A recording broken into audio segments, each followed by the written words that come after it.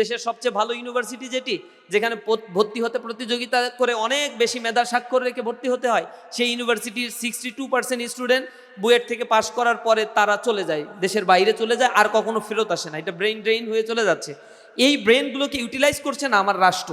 তাদেরকে রেখে দিয়ে রিসার্চ সেক্টরে যে পরিমাণে ইনভেস্টমেন্ট করা দরকার, এই আমলাতান্ত্রিক একটা প্যাটার্নের কারণে এইগুলো হচ্ছে না। ইউনিভার্সিটিগুলো, সরকারি ইউনিভার্সিটিতে প্রমোশন হয় 2 বছর লেকচারার থাকার পরে, সে হচ্ছে পরবর্তীতে 2 বছর পরে একটা প্রমোশন পাবে, এরপরে 4-5 বছর পরে আরেকটা প্রমোশন, এভাবে করে করে প্রফেসর হয়ে যায় খুব দ্রুত। তার রিসার্চের ক্ষেত্রে কি কন্ট্রিবিউশন না কি আছে এগুলো নিয়ে ভাবারও সময় নাই, সে ওইখানে বসে পলিটিক্স করছে। ইউনিভার্সিটি হচ্ছে নলেজ ক্রিয়েশনের জায়গা, সেখানে হচ্ছে পলিটিক্স করে করে নিজেদের মধ্যে একটা বিভাজনের রাজনীতি, দেশটাকে তারা টেনে ধরে যাচ্ছে। আপনি পার্শ্ববর্তী দেশগুলোর সিনারিওগুলো দেখবেন, যুদ্ধ উত্তর একটা দেশ কিভাবে সমৃদ্ধির চূড়ায় আরোহণ করেছে, সেখানে তারা তাদের গবেষণা খাতে কি ধরনের বরাদ্দ করেছে, তাদের ম্যান পাওয়ার কি প্রপার ইউটিলাইজেশন করার জন্য কিভাবে ম্যান পাওয়ার ডিজাইনিংটা করতে হয়, এগুলো নিয়ে তারা রিথিঙ্ক করেছে। তাদের ব্যক্তি জীবন, পারিবারিক জীবন, সমাজ জীবনের প্রবলেমগুলো তারা আইডেন্টিফাই করেছে, এবং সেই প্রবলেম সলিউশনে করার জন্য তারা রিসার্চ ওরিয়েন্টেড কাজগুলো অনেক অনেক বেশি করেছে। যার ফলে আজকে স্ক্যান্ডিনেভিয়ান দেশ তৈরি হয়েছে, বাল্টিক অঞ্চলের দেশ, ইউরোপের দেশগুলো দ্বিতীয় বিশ্বযুদ্ধেও যারা যুদ্ধ বিধ্বস্ত ক্ষত বিক্ষত একটা জাতিতে পরিণত হয়েছিল, সে জাতি মাত্র 10-15 বছরের ব্যবধানে রিকনস্ট্রাকশন করে ফেলেছে তাদেরকে। কারণ ওই দেশগুলো, জার্মানি বলেন অথবা সুইডেন, নরওয়ে, ডেনমার্ক, এইসব দেশগুলো রিসার্চের দিক থেকে নিজেদেরকে তারা গুরুত্ব দিয়েছে এবং রিসার্চের মেধাগুলোকে তারা বেশি ইউটিলাইজ করতে পেরেছে। আমাদের জাতীয় এই 54 বছরে একটি ভালো জায়গায় যেতে পারত, ইকোনমিক্যালি ভালো একটা জায়গায় যেতে পারতো, রিসার্চের দিক থেকে, সোশ্যাল স্ট্রাকচারের দিক থেকে, কালচারাল সিস্টেমের দিক থেকে, কিন্তু সেটা আমরা করতে পারি নাই। এর মূল কারণটা হচ্ছে আমার মেধাকে আমরা শানিত করতে পারিনি। আল্লাহ রাব্বুল আলামিন পবিত্র কোরআনের মধ্যে বারংবার মানুষদেরকে দৃষ্টি আকর্ষণ করার জন্য তাদাব্বুর এবং তাফাক্কুর দুইটা শব্দ কয়েক দফা আল্লাহ রাব্বুল আলামিন ব্যবহার করেছেন। আল্লাহ বলেছেন, আফালা ইয়াতাদাব্বারুন আল কোরআন আম আলা কুলুবিন আকফালুহা, তোমরা কি কোরআন নিয়ে কখনো গবেষণা করো না, নাকি তোমার অন্তরটা তালাবদ্ধ হয়ে গিয়েছে? কোরআনের যে দৃষ্টি আকর্ষণীগুলো মানবতার জন্য আল্লাহ রাব্বুল আলামিন করেছেন, কোরআনের সেন্ট্রাল থিম হচ্ছে মানুষকে নিয়েই কোরআন উদ্বুদ্ধ করেছেন, এবং কোরআনকে নাজিল করা হয়েছে হুদাল্লিন নাস, মানুষের হেদায়েতের জন্য। তো সেখানে মোটা দাগি 5টা বিষয়কে কোরআন শরীফে আল্লাহ রাব্বুল আলামিন এখানে দৃষ্টি আকর্ষণ করেছেন। তার মধ্যে একটা রয়েছে ইলমুল আহকাম, ইলমুল জাদল, ইলমুত তাসকির বি আলা ইল্লাহ, ইলমুত তাসকির বি আইয়াম ইল্লাহ, ইলমুত তাসকির বিল মাউতি ওমা বাদাহু। এই 5টা বিষয় হচ্ছে সেন্ট্রাল থিম। এই থিমের মধ্যে যেগুলো বললাম, ইলমুল আহকাম, ইলমুল জাদল, এগুলো হচ্ছে ন্যায়শাস্ত্র, রিসার্চের কথা বলা হয়েছে। ইলমুত তাসকির বি আইয়াম ইল্লাহ, আলা ইল্লাহ, সৃষ্টি জগৎ নিয়ে চিন্তা করা, যে দুনিয়ায় যে জিনিসগুলো আমরা দেখতে পাচ্ছি এগুলো বাইবর্ন এমনি এমনি তৈরি হয়ে যায় না, এগুলো সামহাউ তৈরি হতে হয়, তৈরি করা হয়, এবং এটাকে কন্ট্রোল করতে হয়, না হলে সব কিছু হ্যাপাজার্ড অবস্থায় চলে যেত। সুতরাং এই জায়গাগুলো নিয়ে যখন মানুষ চিন্তা করে, তখন তার রবকে সে চিনতে পারে। এই জন্য কোরআন শরীফের ভিতরে সেন্ট্রাল থিমের শুরুতেই আল্লাহ রাব্বুল আলামিন ইকরা দিয়ে শুরু করেছেন, যে তোমরা পড়ো, আর পড়ার মধ্য দিয়ে মানুষ তার দর্শনগুলো, তুমি ফিলসফিগুলো তুমি বুঝে নিতে পারবা।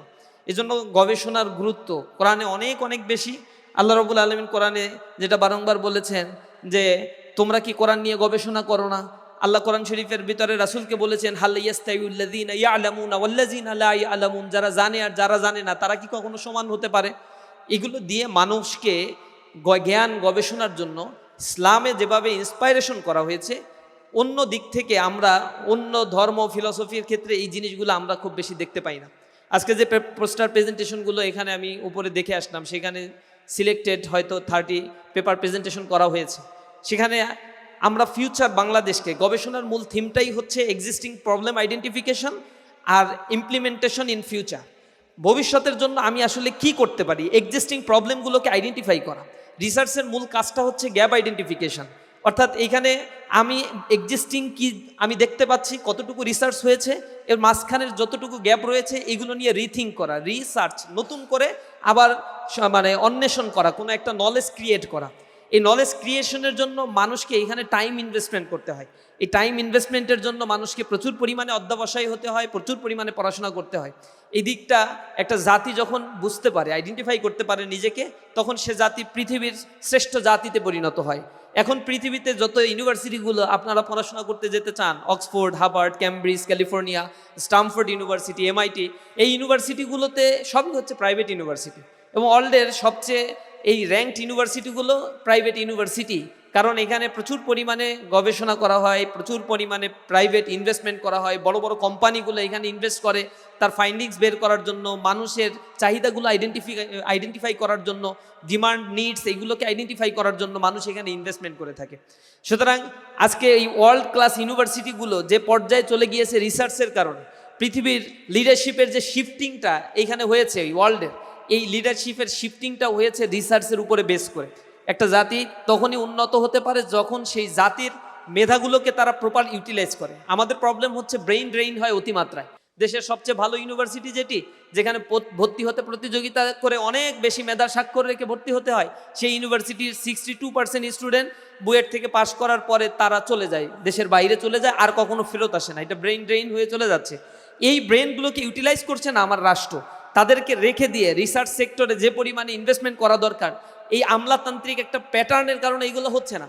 ইউনিভার্সিটিগুলো, সরকারি ইউনিভার্সিটিতে প্রমোশন হয় 2 বছর লেকচারার থাকার পরে, সে হচ্ছে পরবর্তীতে 2 বছর পরে একটা প্রমোশন পাবে, এরপরে 4-5 বছর পরে আরেকটা প্রমোশন, এভাবে করে করে প্রফেসর হয়ে যায় খুব দ্রুত। তার রিসার্চের ক্ষেত্রে কি কন্ট্রিবিউশন না কি আছে এগুলো নিয়ে ভাবারও সময় নাই, সে ওইখানে বসে পলিটিক্স করছে। ইউনিভার্সিটি হচ্ছে নলেজ ক্রিয়েশনের জায়গা, সেখানে হচ্ছে পলিটিক্স করে করে নিজেদের মধ্যে একটা বিভাজনের রাজনীতি, দেশটাকে তারা টেনে ধরে যাচ্ছে। আপনি পার্শ্ববর্তী দেশগুলোর সিনারিওগুলো দেখবেন, যুদ্ধ উত্তর একটা দেশ কিভাবে সমৃদ্ধির চূড়ায় আরোহণ করেছে, সেখানে তারা তাদের গবেষণা খাতে কী ধরনের বরাদ্দ করেছে, তাদের ম্যান পাওয়ার কি প্রপার ইউটিলাইজেশন করার জন্য কিভাবে ম্যান পাওয়ার ডিজাইনিংটা করতে হয়, এগুলো নিয়ে তারা রিথিঙ্ক করেছে। তাদের ব্যক্তি জীবন, পারিবারিক জীবন, সমাজ জীবনের প্রবলেমগুলো তারা আইডেন্টিফাই করেছে এবং সেই প্রবলেম সলিউশনে করার জন্য তারা রিসার্চ ওরিয়েন্টেড কাজগুলো অনেক অনেক বেশি করেছে, যার ফলে আজকে স্ক্যান্ডিনেভিয়ান দেশ তৈরি হয়েছে, বাল্টিক অঞ্চলের দেশ, ইউরোপের দেশগুলো দ্বিতীয় বিশ্বযুদ্ধেও যারা যুদ্ধ বিধ্বস্ত ক্ষত বিক্ষত একটা জাতিতে পরিণত হয়েছিল, সে জাতি মাত্র 10-15 বছরের ব্যবধানে রিকনস্ট্রাকশন করে ফেলেছে তাদেরকে। কারণ ওই দেশগুলো, জার্মানি বলেন অথবা সুইডেন, নরওয়ে, ডেনমার্ক, এইসব দেশগুলো রিসার্চের দিক থেকে নিজেদেরকে তারা গুরুত্ব দিয়েছে এবং রিসার্চের মেধাগুলোকে তারা বেশি ইউটিলাইজ করতে পেরেছে। আমাদের জাতীয় এই 54 বছরে একটি ভালো জায়গায় যেতে পারত, ইকোনমিক্যালি ভালো একটা জায়গায় যেতে পারতো, রিসার্চের দিক থেকে, সোশ্যাল স্ট্রাকচারের দিক থেকে, কালচারাল সিস্টেমের দিক থেকে, কিন্তু সেটা আমরা করতে পারি নাই। এর মূল কারণটা হচ্ছে আমার মেধাকে আমরা শানিত করতে পারিনি। ইসলামী ছাত্র শিবির এই মেধাগুলোকে আরও বেশি নারিশ করার জন্য নানামুখী আয়োজন করে। আমরা সায়েন্স ফেস্ট আয়োজন করি, এন্টারপ্রেনিয়ারশিপ অলিম্পিয়াডের আয়োজন করে থাকি, আমরা পোস্টার প্রেজেন্টেশন প্রোগ্রামের আয়োজন করে থাকি, স্টুডেন্টদের নিয়ে ক্যারিয়ার কাউন্সিলিং, ক্যারিয়ার গাইডলাইনমূলক প্রোগ্রামগুলো আমরা আয়োজন করে থাকি। আমাদের এই ভিন্নধর্মী ব্যতিক্রমী প্রোগ্রামগুলোর মধ্য দিয়ে আমরা স্টুডেন্টদের মেসেজ দিতে চাই যে আমরা যেন আমাদের মেধাকে কাজে লাগিয়ে এই জাতির জন্য নিজেকে কিছু একটা করে দেখাতে পারি, নিজে যেন এই জাতির জন্য কিছু কন্ট্রিবিউশন রেখে যেতে পারি। শুধুমাত্র আমি কি পেলাম এটা নিয়ে আমরা চিন্তা করব না, রাষ্ট্র আমাকে আসলে কি দিল এটা আমার ভাবার কোনো বিষয় নয়, আমি রাষ্ট্রের জন্য কি করতে পারলাম, এটা যদি দেশের মানুষগুলো ভাবতে থাকে তাহলে এই সমাজ, এই সোসাইটি পরিবর্তন হবে। আমরা আপনাদের কাছে সেই আশাবাদ ব্যক্ত করছি। প্রাইভেট ইউনিভার্সিটিগুলো এখানে যেহেতু নিজেদেরকে যোগ্যতা সম্পন্ন প্রমাণ করার প্রচুর সুযোগ এখানে রয়েছে, এখানে ভালো ইউনিভার্সিটি রয়েছে, যেখানে ভালো ভালো টিচাররা রয়েছে, যাদের একাডেমিয়াতে কন্ট্রিবিউশন রয়েছে, আপনারা নিজ জায়গা থেকে যদি সেই অ্যালাইনমেন্টগুলো টিচারদের সাথে হায়ার স্টাডির ক্ষেত্রে, উচ্চতর ডিগ্রি নেওয়ার ক্ষেত্রে আরও বেশি নিজেদের সময়গুলোকে কাজে লাগান, ইনশাল্লাহ এই সমাজ আপনাদের কাছ থেকে উপকৃত হবে। আপনার এই গবেষণাগুলো এই সমাজে প্রয়োগ হলে সমাজের মানুষগুলো সেখান থেকে উপকার পাবে। আল্লাহ রাব্বুল আলামিন আপনাদের মেধাগুলোকে কাজে লাগানোর তৌফিক দান করুন। এই আশাবাদ ব্যক্ত করে আমার কথা শেষ করছি। আসসালামু আলাইকুম ওয়া রাহমাতুল্লাহি ওয়া বারাকাতুহু।